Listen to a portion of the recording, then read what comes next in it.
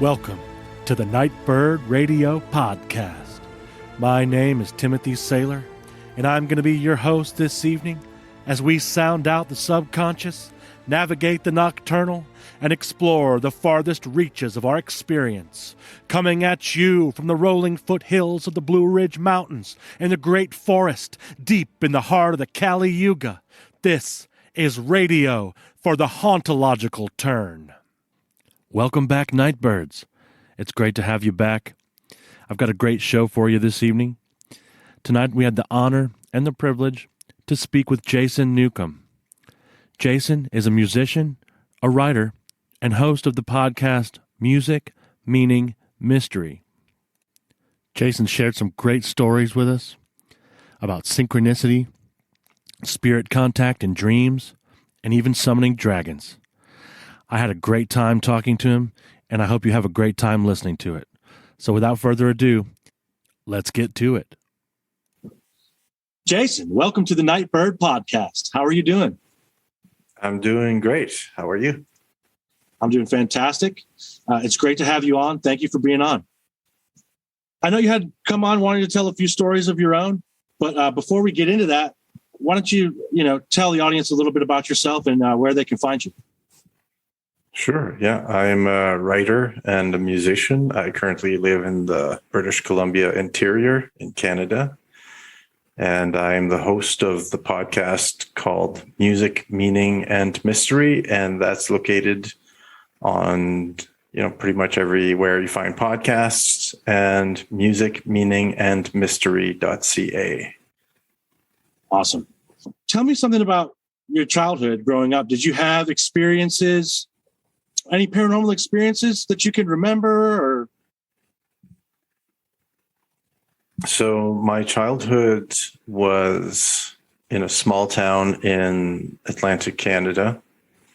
I'm a maritimer, and I was born in 1978. In 1975, my parents had converted from Catholicism to Jehovah's Witness. So the environment I grew up in was significantly restrictive. I'm a child. I'm like the last of 5 children, but my parents had 4 children, a 12-year gap, and then me. So it's a little bit like I have a step family, and mostly I grew up alone in my imagination, following my dog in the yard. A lot of being alone, just staring at bugs, being alone in trees, listening to the leaves, eating apples. I grew up in an old apple orchard. So paranormal, I don't recall any such experiences. I had a period where I was kind of inventing languages, and I would sort of end up speaking in tongues. Excellent. I didn't really know what that was, but I knew that I enjoyed kind of zoning out and saying a bunch of syllables, and all of a sudden they'd kind of say themselves. I do remember that. But anything, I grew up kind of thinking I had to be suspicious of everything about myself, because there were consequences to, coloring outside the lines. But I had this secret life of imagination that was very encouraged by my parents until I started to have a secret life in the dark places of the imagination. I liked drawing as a kid a lot, and my parents, would display my drawings of lions and stuff on the fridge.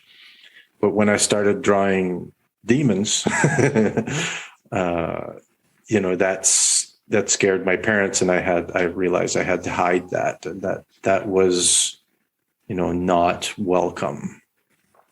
So I did have like a lot of it had to do. A lot of my exploration of myself had to do with the imagination. And I realized early on, well, I guess I didn't really understand at that point, but I understand it now, that early on I discovered the imagination was a lot larger than most people assume. Right. I like the idea of the imagination being bigger, far bigger than what we give it credit for. I think that a lot of the limiting beliefs that come to us from various different sources, in that case, it was a strict religious context, right? But it could be from the TV, or it could be from the news, or whatever it is. If it can shrink my ability to perceive it, it effectively shrinks it for me. That's my experience, is that my imaginal has become small. And so I think that one of the most amazing parts of this journey is coming back into relation with just how big it is. God isn't in the world. The world is in God. And I feel that way about the spirits too, in the spirit world. There aren't spirits in the world. The world is embedded in the spirit. I know you had some stories that you wanted to tell. Do you want to go ahead and start with one of those? Sure. Yeah. So you mentioned paranormal as a kid, which I don't have any recollections of. But growing up, when I became an adult, I did make some escape efforts. Yeah. That I had to make a few before it worked. I remember picking up a book about meditation. It was Meditation for Dummies, but even like flakier than that. Because I knew that meditation existed. And for some reason, it was just a random thing that I was like, I want to try this. But this is like not allowed, right? Right. But that was when my quote unquote faith was wavering. Right. So I picked up the book, and it was basically sit down and do nothing and pay attention, right? I was like, well, I can do this. It seems innocuous enough. First time I ever tried this. I sit in the living room, and I do this meditation, and it works. I start to feel kind of not there anymore. I start to disappear a little bit. And then suddenly my awareness of the room expands, and I realize I'm aware of another presence sitting in the chair across the room from me. It freaks me out, obviously, because in my conditioning, that's demons, right? So I open my eyes, and that sensation does not go away. And then I got really freaked out because I was looking at this chair, and I still had this sense that someone was sitting there. So I went outside, and I went for a walk, and I tried to shake that off. And while I was trying to shake that off, I felt as if I was being watched. I was being communicated with. I felt like someone was there in my consciousness with me. I managed to shake that off and went really hard into, my parents' religion just to give it my best effort. And I burnt out. And it's when it started to make me unhealthy that I started to really get out of there. Gradually, it's a right. process. I became interested in the ideas of Grant Morrison through comic books. And he's got some interesting ideas about the imagination. And slow by slow, I kind of accidentally discovered even more potential the imagination had. And I stumbled upon this mental game when I was bodybuilding. Just a short paragraph in a bodybuilding book. Don't dismiss the idea that the power of visualization. So I tried that and it worked. I got way better results and I got way more motivation and way more energy. And I thought to myself, well, can I do that for my music? And then I started really going deep into the visions that I was having when I would close my eyes and relax for 20 minutes. And I could see I was taken to the stars and I would be taken to the sun, in front of the sun. And I'd see like these monsters with no skin, just flesh monsters, and very, very, very strange, intense visuals, rainbow paths into the stars and stuff. And somehow I knew it had to do with my music. I didn't know why I knew that. There was no music in the visualization. I just knew that it would change my music. And then one day I started playing music and I realized I'm being influenced by my visions. And I started on this kind of jam going a certain direction and completely changed the way that I made music. And from that point on, I was a different kind of musician. So that's why, like, I call that mind over genre, right? I love that. I had a certain idea of how music ought to be made, but, these visualizations changed that essentially overnight. And then later on, I kind of started exploring this stuff and finally got out of this environment that I was restrictive in. And I started realizing there's a lot more going on to how a human being navigates the world, right? Then, you get a job and you follow the rules, and there's something very curious, mysterious going on. And then in meditation one day, the memory of my first meditation came up and I realized, oh, I have to go there and complete this loop. And I have to go sit in the chair across from myself and give myself a bit of a scare. Yeah. Because otherwise I'll always be in there. I'll be stuck in there. So I have to exploit this chink in the armor, right? Just to open it up, to let the light through a little bit. So that's like I've realized that where I'm sitting now is I'm thinking that life isn't a line.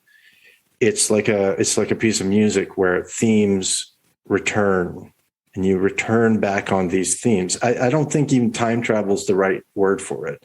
I think thinking about it musically is a better way for me, being a musician, to think about it. I think is there's a line and there's a rhythm, but you're always cycling back to the themes. I think that's a wonderful way to put that. There's something about some dream logic there too, right? Like you knew that you had to go there and complete that loop. You know how when you have a dream and maybe you do something in the dream, or you go somewhere in the dream, or you experience something in the dream, you know that you can close that loop that day by following what you did in that dream and doing that. I know I've had experiences with spirit contact in dreams that were a lot like that. Sometimes I did it knowingly and sometimes I did it unconsciously. That's really fascinating too. And I like what you said about you had to give yourself a little bit of a scare. That's what great art does, right? It has to pierce the armor. It has to get through somehow. And sometimes the stuff that I like the most, it jerked me into a response, into some sort of a gut level core response. And I might not have even known that it was happening at the time. And it just translated to me as maybe like sometimes even repulsion, but then I can't help but go back to it. It's like when I was a kid and I couldn't stop watching things about aliens, even though I was scared of them. But I was also obsessed with them. Yeah. Yeah, I understand that. Yeah, I definitely had a period in my childhood, like I said, where I was scared by the stuff I was drawing. Yeah, right, But right. I knew that I've just felt like compelled, like to bring these things to life in some way so that they wouldn't be amorphous fear things, right? So Right. they would have a shape, right? Something that I could understand, maybe. I don't know. When you write, do you feel that that there's some connection there with that same activity? For music, I would say so. For writing, like writing, Yeah. I think I'm too new to that and I'm not adept enough. But for music, is certainly, I'll go back sometimes, as egotistic as this may sound, you do have to listen to your own music in order to get better at it. It's like, don't trust a chef that doesn't taste his own food or her own Right. food. Yeah. Yeah. So I do sample my own food. Right. Yeah. So, and I do my best to not serve up garbage meals. I don't always succeed, but I do go and listen back. And for instance, in relating to the story I just told you, I had written a song, back in, I don't know, 2000 something. That was called Fear of Time Travel. Oh, Yeah. And that is awesome. It was, the lyrics are, come to me in dreams. And I'm not going to try to analyze what it is that I wrote because it's always changing, but it definitely has to do with that sort of loop and the forming a harmonious relationship with your demons, right? Yeah. So yeah, definitely when I write, the way that I write is sort of like glossolalia, where I'll repeat rhythm or melodic phrasing over and over and over and over and over until I'm zoned out. And then I'll start to mumble, and then syllables come out, and I'll just kind of keep doing that, sometimes for like an hour, right? And then eventually a word forms out of those syllables, like a word that I understand to be an English word. And I don't question it. I just go with it. I don't care if I say frog or something that makes no sense. And then I completely write something made of words that is incoherent. And then I go find the coherence in there. And then I tweak the levels a little bit until it's just feels right, And then, so the songs are like always on the edge of coherent and incoherent. So they're always living in this liminal space. So every time you're going back to them, they're changing. They're always changing, because you can't completely grasp they're not irrational, right? So yeah, that's the way that I write. So like you were asking if you think I'm making contact, I do think, especially with this research project about music that I've undertaken now. Before, I thought it was just, okay, that's how people write music, right? Right. And then I realized, as I started playing with other musicians, like, okay, no, this is not really the way that people do things. Some people do. But with this music research project, I've realized there's something that our ancient ancestors understood about music that is inherently spiritual.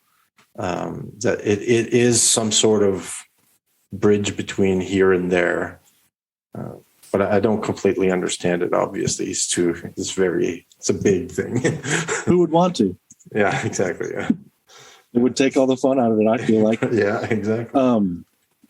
Thank you for sharing that with me. That's a really cool to get an eye into your process.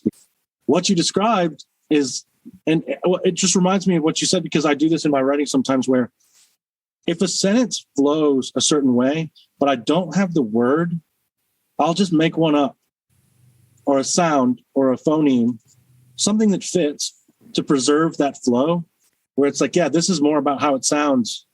Or maybe it's just as much about how it sounds as what it's saying. Yes. I would sacrifice. I think I'd be more inclined to sacrifice meaning in favor of the right sound and rhythm. Yeah. And it took me a while to get there. Yeah. These things, I feel like these songs aren't, I started at the beginning, I wanted to express myself, but I realized after a while, I realized I don't want it to be an expression of me. I want it to be an expression of, I don't know, it's not me. Yeah. And of the other. Yeah. And it's just, so this is not about putting into words something that's inside of me. It's about me listening to something that's coming to me. And I think, whatever's communicating to us is not necessarily communicating, in the English language, the grammar that we're used to. It's got its own grammar, and it has a lot more to do with rhythm and flow and harmony and that sort of thing. Yeah, well put. Some of the barbarous names, or even like the phonetic Greek that turns into just vowel sounds and whatever. PGM, a lot of the Gnostic writings have the same thing. And I think a lot of the ancient Christian magic and rituals have it, right? And I think it almost does the same thing, where it puts you in this performative place where you're not really worried about, because then I had another conversation with a friend of mine who was talking about when he performed the Headless Rite again and again and didn't feel like it was clicking until he didn't care if he was saying it right or not. And so you did have a story about the Headless Rite, and I would love to hear that. Yeah. So we're jumping ahead a couple of stories, which is gonna be fun because we'll do the closing the loop thing. Oh, great. Awesome. Yeah. So this is, it's a fractal, right? Like, yeah. So I was in a place where I just felt I wanted to shake things up. So I, despite my better judgment, decided I would try this Headless Rite thing. Because it seemed a little bit outside my comfort zone. It seemed slightly dangerous. And something I had to grow. I had to scare myself a little bit. Right. So I, at the time, was the manager of a large apartment complex, 12 stories. So I decided I would do this right on the roof because I had access to the roof. They had a beautiful view of all of Vancouver and the mountain range, and the open sky, right? Awesome. So this is the Headless Rite as per Chaos Protocols. My favorite version. Yeah. So I don't have like a deep understanding of the history of all this or anything like that. So I, as far as I was concerned, this was a rite that I was interested in, and I didn't completely understand it or anything like that. Not sure I still do.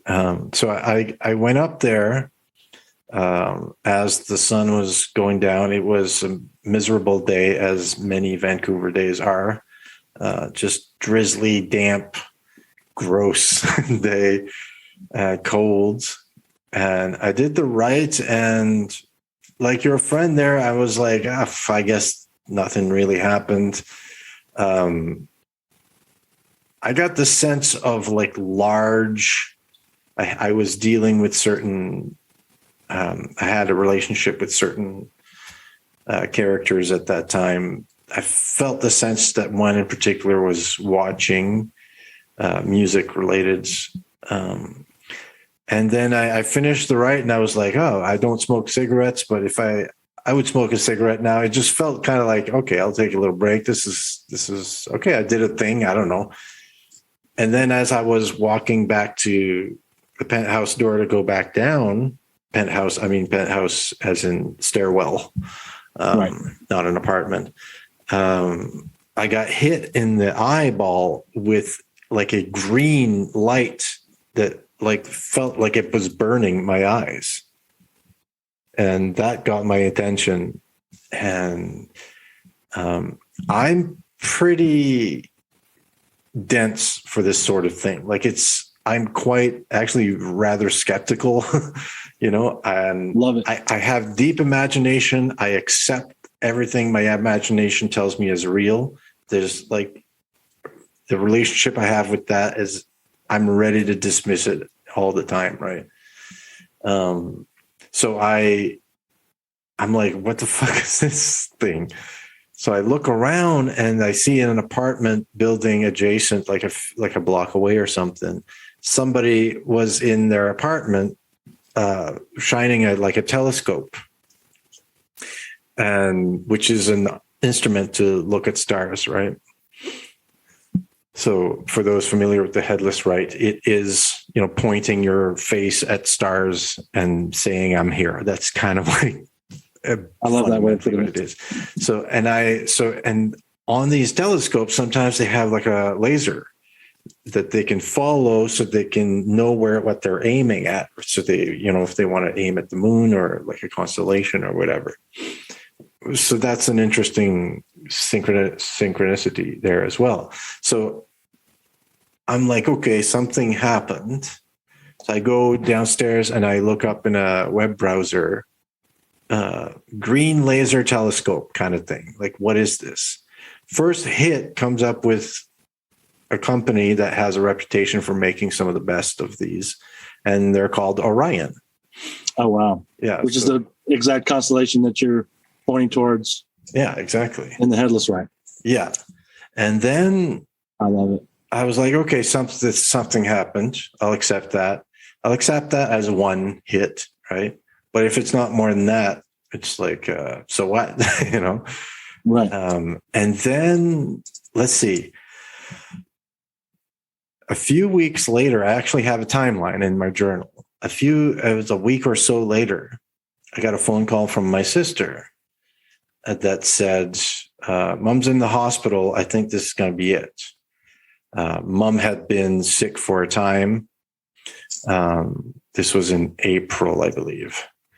And, she had been in the hospital before. I wasn't happy about it, but I understood, this is to be expected. So I'm writing, as this is happening, I'm writing everything, right?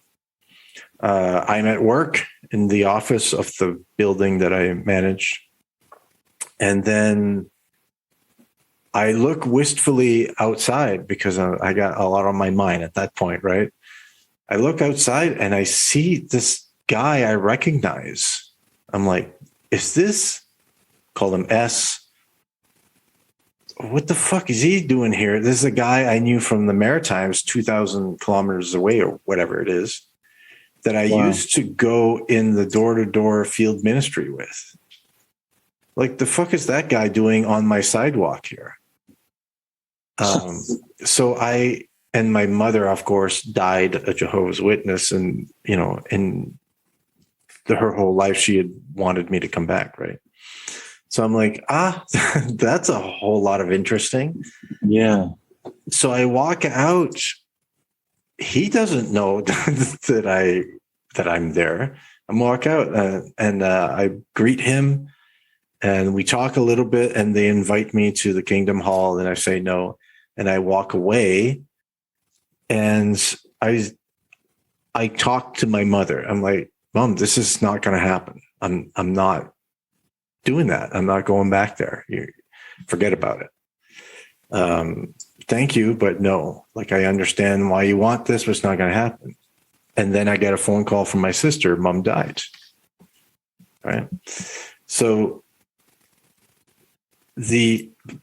at that point in time, I had been planning for a long time to record our band's first full-length album. We had done an EP.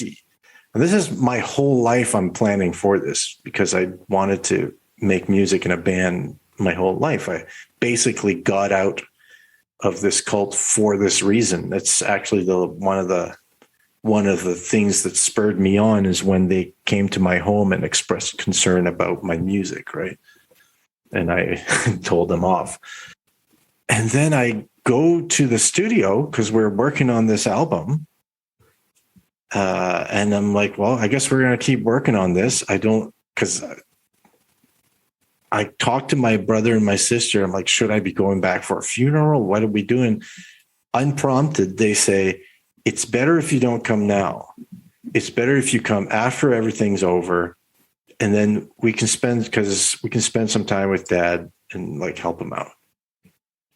So that works perfectly because the day that they have the funeral, I listened in on Zoom, and like a Jehovah's Witness funeral is, unfortunately, they speak about 5 minutes about the person, and then it's an infomercial for their religion, right?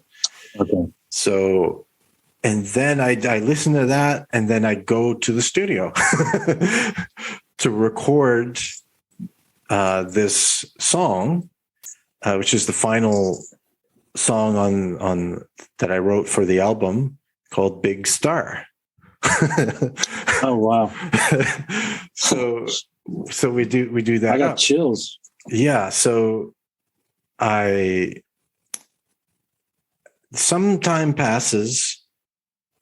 I had some friends that had moved from Vancouver to Ireland, and I just like connected with them. And I spontaneously got the feeling like, let's just fucking go to Ireland, man. Yeah, as one does. Yeah. So I met up with them in Ireland. And I think also I came into a bit of money that my mother gave me. We weren't rich people. It was just a little bit of money, but it was enough to like pay a trip to Ireland. So I'm like, let's go. I go to Ireland and I don't have a car. I don't know anything about this. I'm not a super traveled person. I just basically follow where my friends want to go. We go to County Clare, turns out. And we're driving around and we see this ruin in the field. We're all immediately attracted to it. Like, oh, let's go to that ruin. And we go to a small town called Quinn. And it's not like a tourist thing. It's got, one pub, as they all do these towns, one store, and this abbey that's in ruins. So we walk up. It's well taken care of. And we walk in there, and just the atmosphere is just dense and thick with life. And even one of the girls that we were with just spent a little bit of time and turned back. And you turn the corner and you see like this icon of St. Peter that's watching you, and you just get this heebie-jeebies, man. Like, and you can look into these little eye holes of where the old coffins were all stacked up and where they kept the dead, and it's just like intense, and and it's not just because I'm new to Ireland. Like this woman we were there with, like, she's from Ireland and she's getting this sense as well.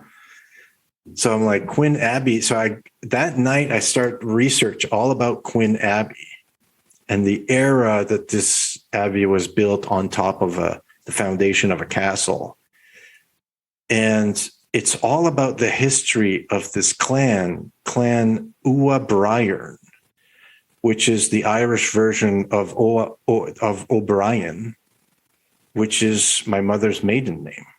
Oh, wow. So my mother sent somebody to say, hey, you got to come back to Jesus. And I said, no. And then my mother died and she says, you're coming back to Jesus. Because this is it's an abbey. It's all about, these monks and stuff. And I'm like, I can't ignore this stuff. Right. And then I don't know if it's after or before, but it was after we did the album launch. And I wasn't thinking about all these synchronicities at the time. I was just kind of going with things, right? And I just got this idea, let's do an album launch concert in a church. And so I found this Anglican church that was willing to host us. And it just happened. I didn't know it was the oldest church in Vancouver. And so we did this launch in the church. And at the end of the day, at the concert, everybody went out. I closed up shop and I had my little moments with Jesus. And it was like, okay, you're welcome here now. You belong here the way you are, kind of a moment. It's like you satisfied your mother's requirements now. And you can be this weirdo musician guy and you can be here, right? So, yeah. So that's my roughly the idea, the story of the Headless Rite. I may be forgetting some details, but that's basically the whole idea. So I don't take that rite, lightly. I know a lot of people do it over and over again, but when I did it, I don't know if I hit the right timing or what it was, but it put me on a rocket ship, Yeah. I am one of those people that does it over and over again. But I can totally see where you're coming from too. I think it's very similar to the Terrence McKenna idea of once you get the message, you hang up the phone. Exactly. Yeah. And yeah, so I don't need to be redoing that thing, but still to this day, I get things that pull me back to that sort of thing.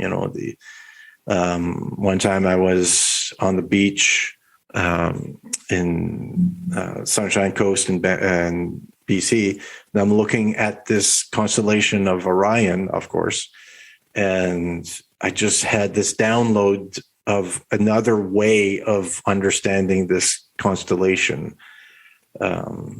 It just like it comes back. There's always the theme coming back, like I said, like a song, like a piece of music. Yeah, that's really interesting too, considering the idea of headless or bornless being, having no beginning and therefore having no end, right? Right. Yeah. So let's go do the loop thing. Okay. When I first moved from the Maritimes to Squamish, but that's how I landed. I was house sitting for somebody. I went in the woods, and in the Maritimes, the woods is like pretty low-lying forest, because it's like harsher climate and a lot more extracted, right? A lot more logging and stuff. I go to the Pacific Northwest and there's trees growing on trees. Like it's like there's ferns that remind you of like you think you're in the dinosaur times. Like, so that was just amazing. And that was when I was kind of actively extracting myself from the religious environment. I was on my way out, but I still had a foot in, I guess. And I did like this meditation in the woods, the first one. And I had this vision of a lizard. And I was like, I'm going to go home and draw this lizard. So I drew this lizard, but the lizard was weirdly enough, like dressed in like a smoking jacket. And it had this vibe of like, yeah, man. Like, yeah. It had a dude vibe, Yeah, I get it. Yeah, and like smoking a cigar, Yeah. So I drew this lizard and I kind of forgot about it. but I would keep coming back to this visual because it was one of the best drawings I'd ever done. And I drew it very loose. I'm not like a very good illustrator or anything like that, but like I was proud of this particular drawing. And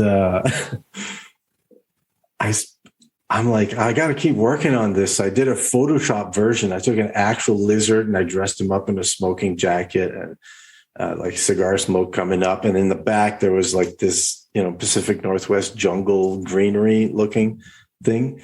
And I printed it out small and put it on the altar because I don't know, fuck it, why not? Yeah. But I didn't know anything about it. And I put a little speech bubble. I don't know why. And I put in it, live it up.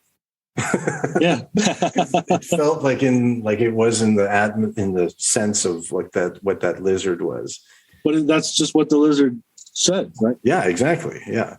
And then one day I was like, I'd like to know what this lizard's name is and what this creature is, because it's just a very ambiguous thing. And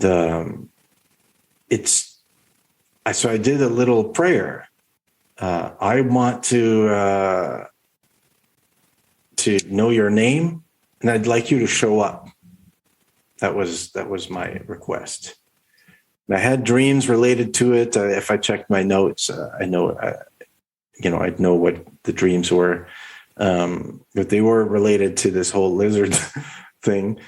And then a couple, I don't know, if days later, something like that, this guy moves out of the building I manage, and then somebody had found this guy's lizard in the park gate, and it was I think it was like a bearded dragon. Okay. So they come to me like I'm the manager, like, we found a lizard in the parkade. He's gonna die. And I'm like, oh fuck, like, there you go. Yeah. Like, ask and you shall receive kind of thing. Yeah. But then it becomes our responsibility. What do you do with this lizard? You can't just throw it in the garbage. You got to do something with this. And we do research. The SPCA won't take it because they'll kill it. And so we have to keep this lizard alive. So, like, how do I keep this lizard alive? It's a cold-blooded creature. And then we got the idea of the sauna.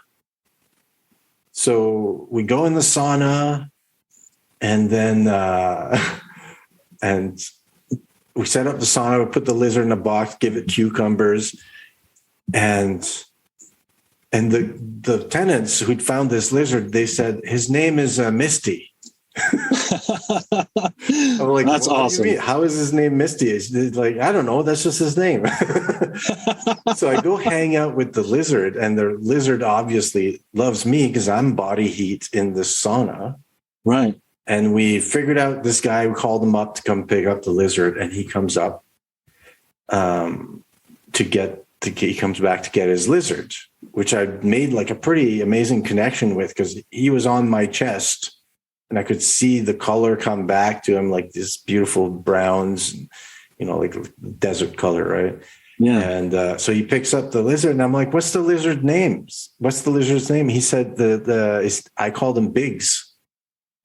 So I had both names, the Biggs Misty, right? That's full name.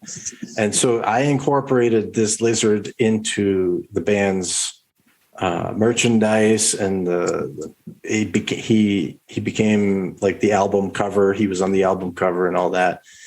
And Big Star, his name was Biggs. And then now that I've moved to this new town, my wife just told me the rock station, the main station, radio station is 104.7 The Lizard. Right? What? So, and I'm thinking, just recently I'm realizing this is a bearded dragon. It's a dragon. Yeah. It's a dragon, right? Oh my gosh. So, yes. And I'm just playing. To me, I don't know what's going on. Right. That's when you're really, to me, that is the zone. Yeah. That is the zone. When I am like, and it's the same way when you describe writing, a song, right? I'm a hollow bone. I'm totally out of my own way, and it's flowing into the world through me. And I think that cool dance that you just described is something that's really, it's one of the most amazing things, because it is a responsibility. It's a relationship, right? Like, you're bringing this thing into the world. You are the midwife to this being. Yeah, it's like you're playing and you're asking for things, and it's all the best stories teach you this lesson. Like, careful what you wish for. That's not a don't wish for anything, or wishing for something is going to damage you. It Right. means that, but it also means when your wish comes true, you're going to have to live that. This is not a spectator sport. Like, you actually have to do things. 100%, man. I couldn't have said it better myself. Yeah. That's really funny. That story reminds me of one of my own, actually, if you don't mind me sharing it with you. Yeah. This was when I first started getting into believing that any of this had even any worth in my life. You know what I mean? I had stopped writing. I had stopped everything. My only interest was getting high, right? So this is where I'm at, but I'm kind of just coming back into it. So I had started doing planetary devotionals or prayers or whatever you want to call them, right? So I had come up with this timing to do, Mercury is my chart ruler. So I had like an election that I wanted to do. I didn't know what the hell I was doing. I don't know how to make a talisman or anything, but like, I knew that the Mercury was going to be Kazemi at this point. And, that might not even be a good time to do it, honestly. I have no idea. For me, it was very chaotic and trickstery. So it was actually this ring that I'm wearing right now. And that was going to be a part of it, but I left it at work. And after getting groceries, I was walking at the time. So I'd walk to the grocery store, get an Uber from the grocery store, put the groceries in the trunk. And I'd gotten out of the Uber and gotten home. And not only had I left my materia that I'd bought for my spell or whatever I was going to do, but I'd also left all my groceries in the trunk of the Uber. And so I was going to have to pay extra money to have them bring those groceries back to me. And I was just like, well, this ruined everything. I felt really shitty about it. Like, I had planned out this perfect timing and just nothing's going right. Well, a little backstory here. I had been joking with a friend of mine somehow about, I don't know how it even came up, but the idea of Mercury holding a sausage as a caduceus traveling through the underworld, because Mercury was retrograde, right? And so we were talking about Mercury going through the underworld, and somehow like sausage caduceus came into the thing. I don't know how that, how it goes. It's a conversation. And so we were laughing about that. I don't know. For some reason, it was an image that just has always stuck with me because of what happened then. So I'm sitting, after I've got the groceries back, I'm sitting on my porch, just kind of dejected, with the groceries all around me. I don't even feel like going into the house yet and talking to my roommate. I'm just going to sit here and pout about it or whatever. And all of a sudden I see this black dog running up the street, and I live right on the street. It wasn't in the subdivision or anything. There's a lot of traffic going by. Sort of it's in the city, but in Atlanta, you can really feel like you're in the country when you're in the city at places. And so this black dog comes running by, and it doesn't have a collar. And I'm like, oh, but that looks like someone's dog.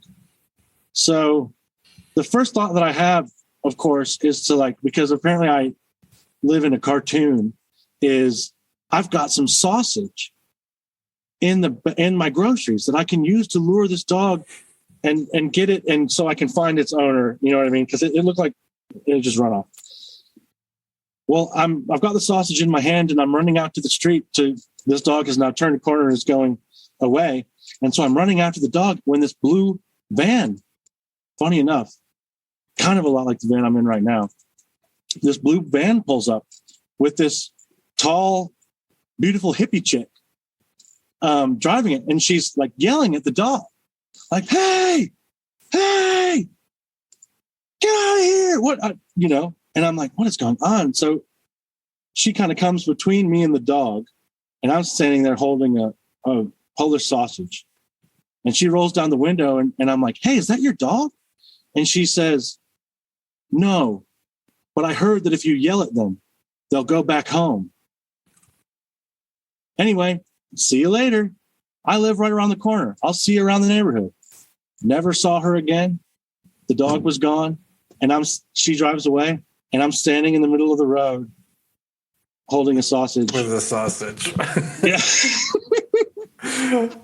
Yeah, that's very mercurial. Yeah. And when I looked up like some of the rising sign, like physical attributes, it would describe like what this woman looked like. You know what I mean? So in my eyes, that was, an avatar of Mercury. Yeah. Because I never saw her again. She said she lived right over there. I never saw her again. Blue van, attractive lady yelling at a dog while holding a sausage.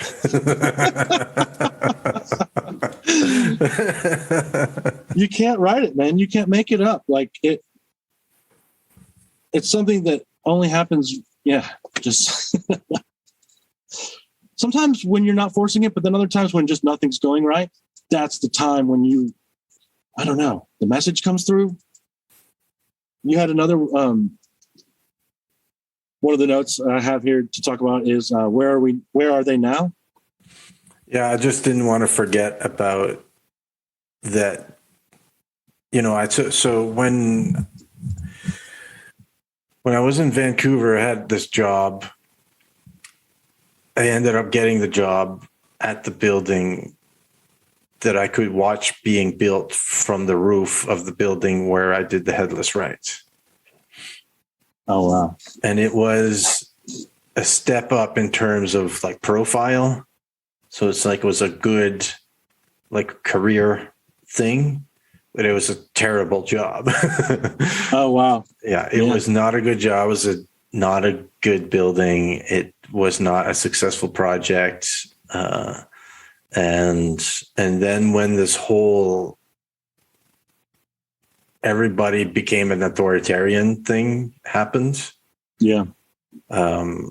I was eventually, after a couple of years there, even though I had been looking for work and not finding what I wanted and been wanting to get out of the city for a while, got a notice, if you don't tell us your vaccination status, we're going to shit can you. So I bought myself as much time as I could there. And my wife and I made a petition together to our imaginary friends. We need something good. This is, and plus her work situations was terrible. And, it was, we paid our dues. Let's have something good. And we didn't ask for specifics. We asked for, here's how we want to feel when we get our new thing. And then we got here. We managed to get here, and it's beautiful land. There's a whole bunch of dreams and stuff that happened on our way here too. I don't know how much time you got, but we got here. Do you want to talk about some of them? Well, yeah, it's pretty fresh. I don't know all that it means, but right. Having gotten here, I can tell that those themes are coming back. Like I said, the rock stations, the lizard, and my wife has gotten her own, types of echoes,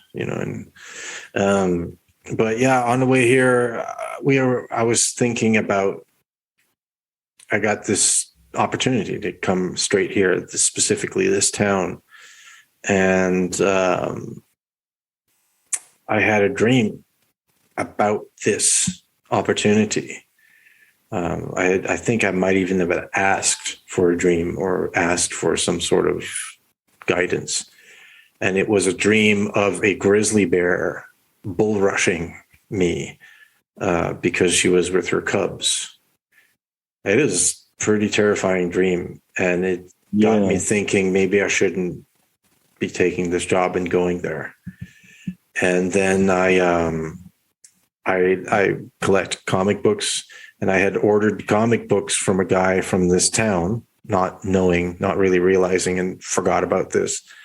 And they came in, shortly after this dream, and it was a series about the god of misfortune. And all the comic book covers was like, danger, stay away, bad luck, all this stuff, like, and city in ruins. And I was like, damn, like, am I being told something? And so I did a vision quest, or a journey, or whatever you want to call it. I just call it I don't call it anything. Right. So, and I went to talk to this mama bear, and then mama bear was she did show up, and she was standoffish, and she was concerned for her children. And I said, she asked me, what is it that I wanted the most when I went there? And I said, well, I would really like to have friends that are indigenous. And when I say that, I don't mean like I want to learn indigenous life ways. I just want friends that are indigenous. I don't know why. Yeah. Like, it's just my heart says that. Right. Because where I lived before, near a reserve, and I had an opportunity to have friends, but I was in a religious cult, and it's I had a good opportunity that went to waste, unfortunately, and I would like to be able to have that. And immediately when I said that, everything was cool. Right. And she gave me a big bear hug. And then after that, everything was pretty smooth going with all this job search. I even when I was doing my rosary, all of a sudden I got this download of Mama Bear is the Holy Mother, and then I was given a Mama Bear version of the rosary. Oh, wow. It's all land based. It's all about the land, right? So I'm not saying that's what it is. And I'm not saying, Holy Mary is the bear or anything like that. But I didn't know anything. It's all happening quickly. And then I do research on the city, and the city's, the city got its name. It's called, its name is Grizzly Bear. Name means grizzly bear, because legend has it that there was one guy who was maybe a fur trapper or a hunter, like a white guy, who was living in this kind of shelter in the dirt or something. And he got super long hair and beard. And then some indigenous people saw him come out of this dugout shelter. And they were like, oh, he looks like a bear. And that's where the name came from. And if you go downtown, there's a bear sculpture that has these little fairy lights and butterflies inside. And so this is all shit. I didn't know anything about this, going in. So it just, it's real. Yeah.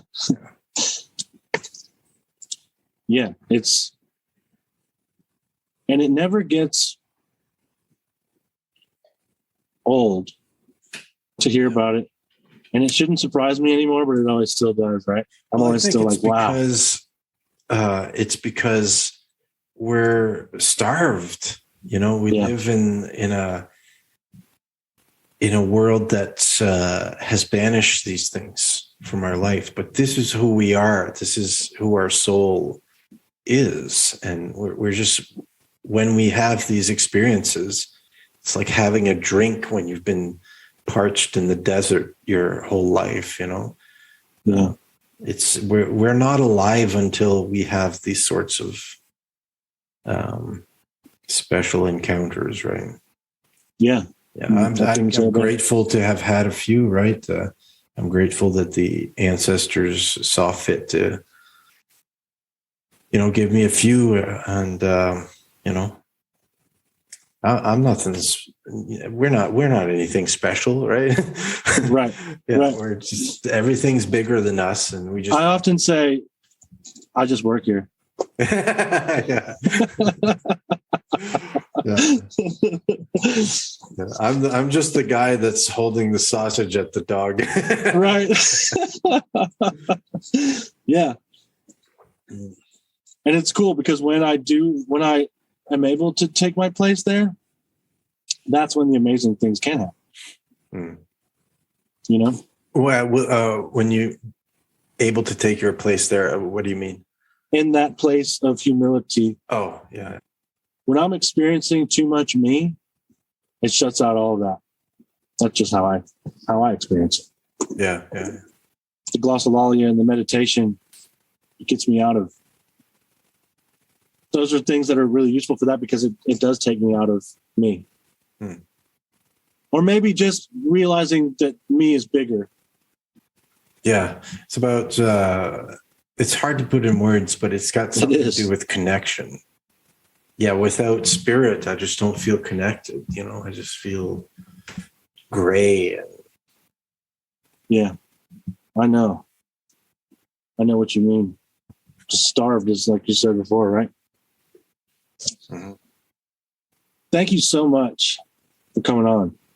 I'm glad that you let me come on. I appreciate that. And you let me ramble on about my crazy stories. I really enjoyed your sausage story. I enjoyed your stories. It's so good to hear this stuff. And it's nice to just feel like you're not alone, right? Like, exactly. Tomorrow I'm going to work, and it's I got to be in that gray zone again. And I can't maintain that level of enchantment all the times. Maybe some people can, but it's just I appreciate to be able to speak freely with someone who will understand and listen and make me feel welcome. So I appreciate that. Yeah, you're always welcome. Thank you. So there you go. Jason's right. It is incredibly refreshing to hear these stories and to be able to talk about this stuff without being looked at askance. And maybe some are, and that's fine.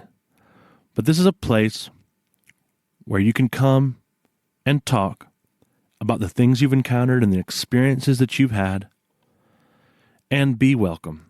And so if you'd like to come share your story, visit us at www.nightbirdpodcast.com.